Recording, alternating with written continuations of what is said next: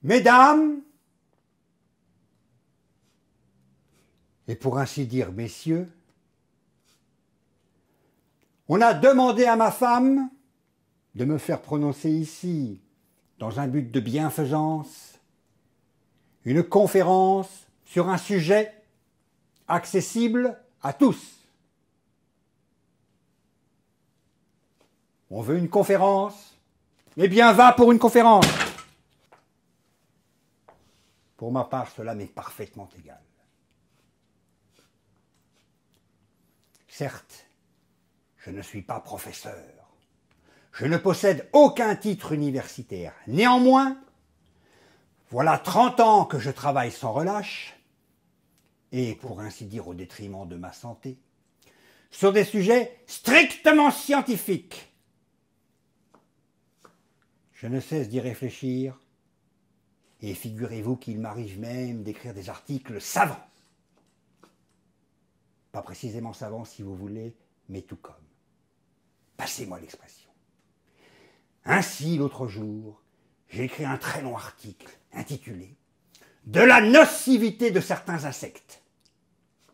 Il a beaucoup plu à mes filles. Ouais. En particulier la partie qui concernait les punaises. Mais après l'avoir relu, je l'ai déchiré. Car on peut bien écrire tout ce qu'on veut, hein, mais impossible de se passer de poudre insecticide. Chez nous, à la maison, c'est rempli de punaises, jusque dans le piano.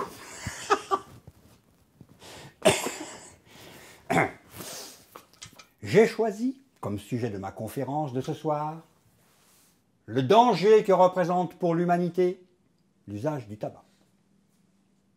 Je suis fumeur moi-même, mais comme ma femme m'a ordonné de parler des méfaits du tabac, inutile de discuter. Le tabac va pour le tabac. Cela m'est parfaitement égal. Quant à vous, messieurs, je vous invite à écouter mes propos avec le sérieux qui s'impose, faute de quoi ils pourraient nous en cuire. Ce qu'effraie une conférence sérieuse et strictement scientifique peuvent se boucher les oreilles ou quitter la salle. Je fais tout particulièrement appel à messieurs les médecins, ici présents, susceptibles de puiser dans ma conférence des renseignements fort utiles, puisque le tabac, outre ses méfaits, est également employé en médecine. Hein? Si par exemple, on attrape une mouche et qu'on enferme dans une tabatière, elle crève. Sans doute de dépression nerveuse. Le tabac est essentiellement une plante. Quand je fais une conférence, j'ai l'habitude de cligner de l'œil droit. Mais n'y faites pas attention. C'est parce que je suis ému. J'ai toujours été excessivement nerveux. Mais je ne cligne de l'œil que depuis le 13 septembre 1889, jour où ma femme a accouché, si j'ose dire, de notre 4e fille, Varvara. Toutes mes filles sont nées un 13. Mais ne nous écartons pas de notre sujet. Notre temps est limité.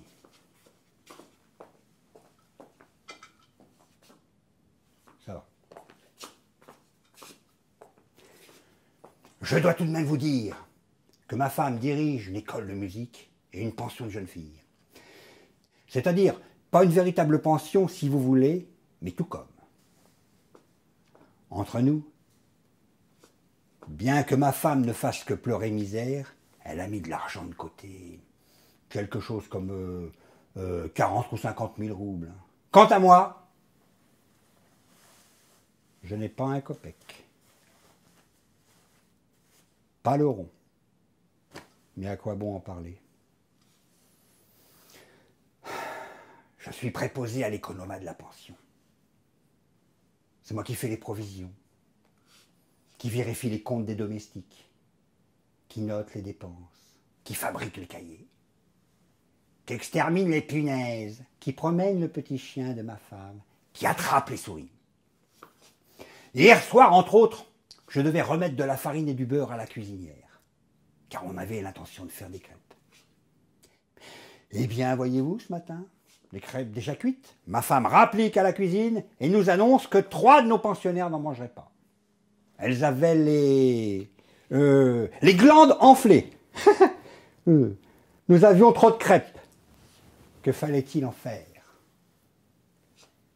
Ma femme a d'abord ordonné de les porter à la cave. Puis après avoir mûrement réfléchi, elle m'a dit « Tu peux les manger toi-même, épouvantail !»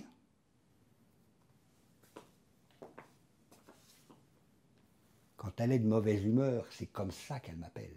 Épouvantail, ou vipère, ou Satan. Bah, ces crêpes, je ne les ai pas mangées, je les ai avalées sans mâcher. C'est que je suis continuellement affamé. Hier soir, par exemple, elle m'a privé de dîner. Toi, espèce de benet, a-t-elle dit, inutile de te nourrir. Mais, à force de bavarder, nous nous sommes écartés de notre sujet. Poursuivons. Je suis bien persuadé que vous aimeriez mieux écouter une romance, ou une quelconque symphonie, ou un air d'opéra. Nous ne broncherons pas au plus fort de la bataille. Je ne sais d'où c'est tiré. À propos, j'ai oublié de vous dire, à l'école de ma femme, en plus de l'économat, je suis chargé de l'enseignement des mathématiques, de la physique, de l'histoire, de la géographie, du solfège, de la littérature, et ainsi de suite. Pour les leçons de danse, de chant et de dessin, ma femme exige un supplément, bien que ce soit encore moi qui enseigne ces matières.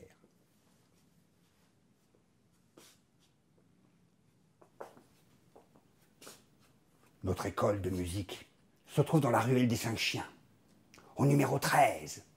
Si j'ai raté ma vie, c'est sans doute parce que nous habitons au numéro 13. Et puis toutes mes filles sont nées un 13. Il y a 13 fenêtres à notre façade. Mais à quoi bon en parler? Ah, pour tout renseignement, vous pouvez vous adresser à ma femme à toute heure du jour. Et si vous désirez un prospectus de l'école, vous en trouverez chez notre concierge à 30 kopecks l'exemplaire. D'ailleurs, moi-même, je peux vous en fournir quelques-uns si vous le désirez. 30 kopecks l'exemplaire. 30 kopecks. Bon, alors 20 kopecks. Non? Bon. C'est bien regrettable.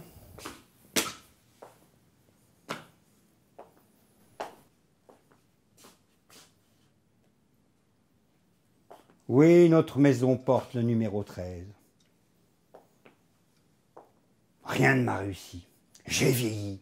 Je suis devenu stupide. Tenez, je suis en train de faire une conférence. J'ai l'air gai. Et pourtant, j'ai envie de hurler de toutes mes forces et de m'envoler n'importe où au bout du monde. Et personne à qui me plaindre. Non, c'est à pleurer. Vous me direz, et vos filles? Eh bien, quoi, mes filles? Il suffit que je leur parle de tout cela pour qu'elles éclatent de rire. Ma femme a 7 filles. Non, 6, je crois. 7. Anne l'aînée a 27 ans et la plus jeune 17. Messieurs, je suis malheureux. Je ne suis plus qu'un imbécile, une nullité. Mais pourtant, vous devriez avoir devant vous le plus ravi des pères. C'est bien comme cela que ça devrait être, n'est-ce pas? Et comment dire le contraire? Ah, si vous saviez, je vis avec ma femme depuis 33 ans, et je puis vous dire que j'ai passé les plus merveilleuses années de ma vie. Ah, peut-être pas les plus heureuses, non. Elles se sont espacées comme un seul instant de bonheur à proprement parler. Et que le diable les emporte!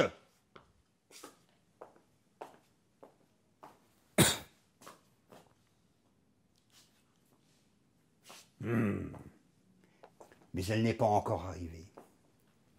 Je peux parler librement. J'ai terriblement peur. Oh. J'ai peur quand elle me regarde. Qu'est-ce que j'étais en train de vous dire? Si mes filles tardent à se marier, c'est sans doute parce qu'elles sont timides et que les hommes n'ont jamais l'occasion de les voir. Ma femme ne veut pas organiser de soirée. Elle n'invite jamais personne à dîner. C'est une dame très avare, méchante, acariâtre. Comment voulez-vous que quelqu'un mette les pieds chez nous? Mais je veux vous confier un secret. On peut voir les filles de ma femme les jours de grandes fêtes chez leur tante Natalia Semenovna. Oui, oui, oui, celle qui souffre de rhumatisme et qui porte une robe jaune à pois noirs. On jurerait qu'elle est saupoudrée de cafards. Chez elle, on vous servira des hors d'œuvre. Et quand ma femme n'est pas là, on peut même s'envoyer un petit coup de vodka. À la vôtre.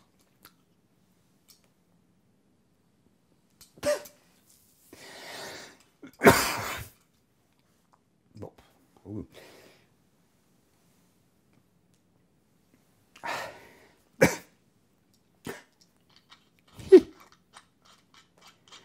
Oh. Ah, je peux bien vous l'avouer. Un seul petit verre suffit à me griser. Et alors, j'ai le cœur si léger, si léger.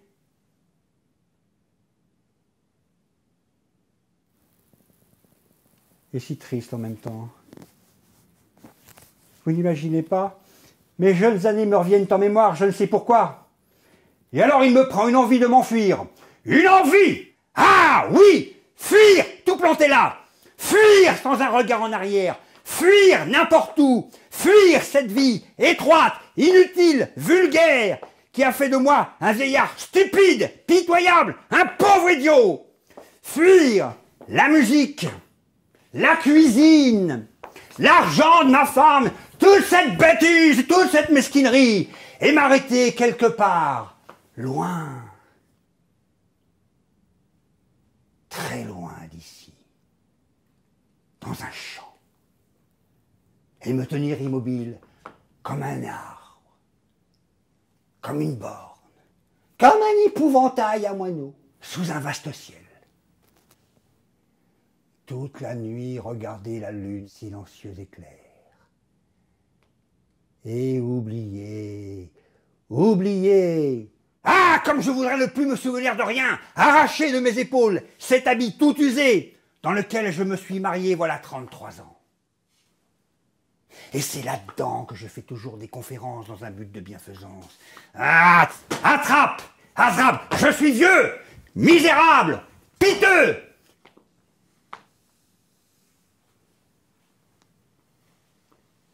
Comme cette veste au dos râpé et usé.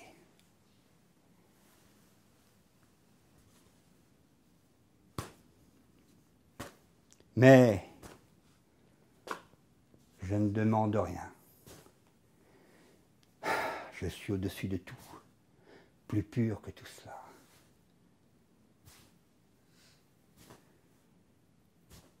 J'ai été jeune, intelligent. J'allais à l'université. Je faisais des rêves. Je me croyais un homme. Maintenant, je n'ai plus besoin de rien. Non, de rien. De rien. D'un peu de repos, oui. De repos.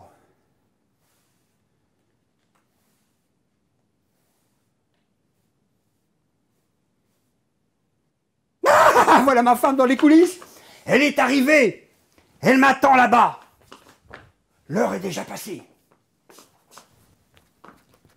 Si elle vous pose des questions, dites-lui s'il vous plaît, je vous en prie. Dites-lui que la conférence a bien eu lieu. Et que l'épouvantail, c'est-à-dire moi, s'est comporté avec dignité. Ah, regarde par ici. Étant donné